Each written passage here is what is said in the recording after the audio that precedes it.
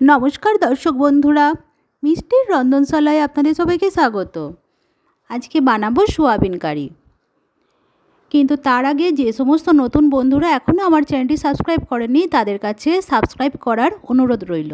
চলুন দেরি না করে চটপট রেসিপিটা দেখে নেওয়া যাক। প্রথমে আমি এখানে একটা কড়াতে জল গরম করতে দিয়ে দিয়েছি, তাতে একটু নুন দিয়ে আর সোয়াবিনটা একটু সিদ্ধ করে নেব। সোয়াবিনটা সিদ্ধ হয়ে গেছে, একটা ঝাঁঝরিতে ঢেলে নেব, নিয়ে তারপর এতে ঠান্ডা জল দিয়ে হাত দিয়ে চিপে আগে জলটাকে বের করে রেখে দেব। তারপর আমি কড়াতে সরষের তেল দিয়ে দেব। তেলটা গরম হয়ে গেলে আমি এখানে কিছু পেঁয়াজ কুচিয়ে রেখেছিলাম, 5টা মিডিয়াম সাইজের পেঁয়াজ আমি এতে দিয়ে দিলাম তেলেতে, দিয়ে একটু নাড়াচাড়া করে নিয়ে পেঁয়াজটা একটু বেরেস্তা বানিয়ে নেব।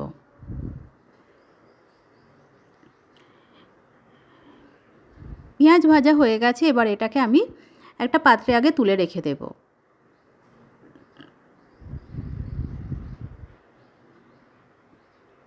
এবার ওই তেলেতেই আমি ডুমো ডুমো করে কিছু আলু কেটে নিয়েছিলাম, সেগুলো দিয়ে দেব।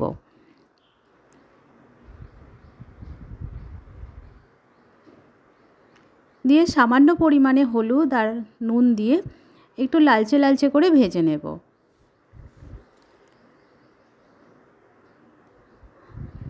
আলু ভাজা হয়ে গেছে, এবার আমি এটাকে তুলে নেব। তারপর ওই তেলেতেই আমি গোটা তেজপাতা 2টো ছিঁড়ে দেবো, তারপর গোটা জিরে, এলাচ, লবঙ্গ, ডালচিনি আর শুকনো লঙ্কা ফোড়ন দেব। ফোড়নটা একটু নাড়াচাড়া করার পর এর মধ্যে দিয়ে দেব 1 চামচ রসুন বাটা। রসুনটা একটু নাড়াচাড়া করে নিয়ে তারপর এর মধ্যে দিয়ে দেব 1 চামচ আদা আর কাঁচা লঙ্কা বাটা। তারপর আমি এখানে দিয়ে দেব 2টো টমেটো পেস্ট। টমেটোটা দিয়ে আমি ভালো করে মশলাটাকে কষাতে থাকব।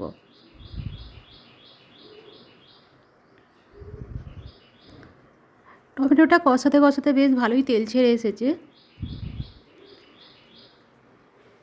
তারপর আমি এদিকে একটা পাত্রে 100 গ্রাম টক দই নিয়েছি। এবার এর মধ্যে দিয়ে দেব হলুদ গুঁড়ো, লঙ্কার গুঁড়ো, আমি এখানে কাশ্মীরি লঙ্কা নিয়েছি যেহেতু কাঁচা লঙ্কা নিয়েছিলাম, আর নিলাম এখানে ধনে গুঁড়ো আর জিরে গুঁড়ো। এবার এটাকে ভালোভাবে মিশিয়ে নিয়ে আমি একটু টক দইটা ফেটিয়ে রেখে দেব। তারপর এই কড়ার মধ্যে দিয়ে দেব। আর গ্যাসটা এই সময় অবশ্যই লো ফ্লেমে করে রাখতে হবে, নাহলে কিন্তু টক দইটা ফেটে যেতে পারে। টক দইটা দেওয়ার পর আমি এবার এটাকে কিছুক্ষণ সময় নিয়ে ভালোভাবে মশলার সাথে কষিয়ে নেব।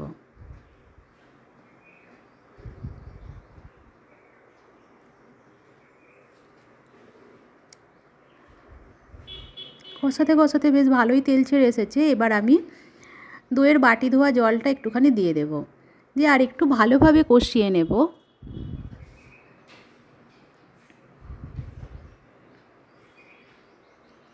তারপর আমি যে পেঁয়াজটা ভেজে রেখেছিলাম, বেরেস্তা বানিয়ে নিয়েছিলাম, সেটা আমি একটু সামান্য জল দিয়ে বেটে নিয়েছিলাম, সেটা এর মধ্যে দিয়ে দেব। মশলাটা কষানো হলেই তবেই কিন্তু এর মধ্যে বেরেস্তাটা দিতে হবে, বেরেস্তা বাটা। এইভাবে একবার বেরেস্তা বাটা দিয়ে রান্না করে দেখবেন, রান্নার টেস্টটাও হয় আর কালারটাও খুব সুন্দর আসে। এবার আমি এর সাথে ভালোভাবে মিশিয়ে নিয়ে একটু নাড়াচাড়া করে নেব। তারপর ভেজে রাখা আলুগুলো এর মধ্যে দিয়ে দেব, দিয়ে একটু ভালোভাবে নাড়াচাড়া করে মশলার সাথে কষিয়ে নেব।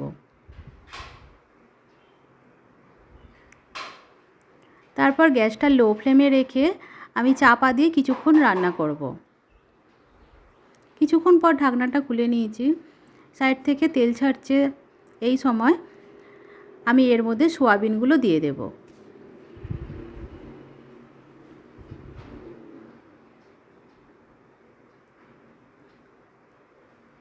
সোয়াবিনটা দিয়ে আরও একটু ভালোভাবে কষিয়ে নেব।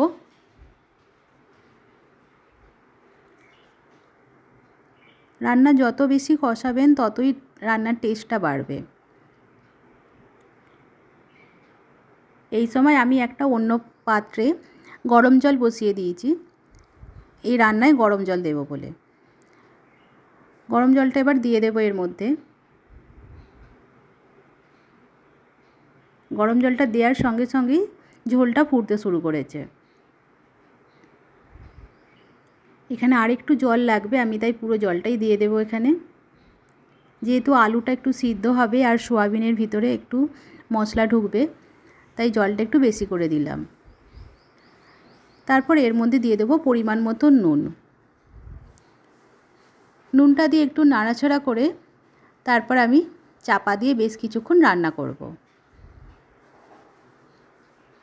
5 মিনিট পর আমি ঢাকনাটা খুলে নিলাম, নিয়ে দেখব আলু সিদ্ধ হয়েছে কি না।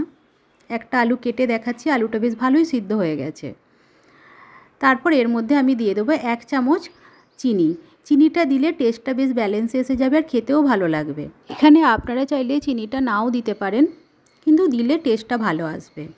তারপর আমি এটা কিছুক্ষণ ফুটিয়ে নেব। তারপর গ্যাসটা বন্ধ করে দিয়ে আমি এখানে গরম মশলার গুঁড়ো দিয়ে দেব, দিয়ে চাপা দিয়ে স্ট্যান্ডিং টাইমে 5 মিনিট রেখে দেব। তারপর একটা পাত্রে ঢেলে নেব।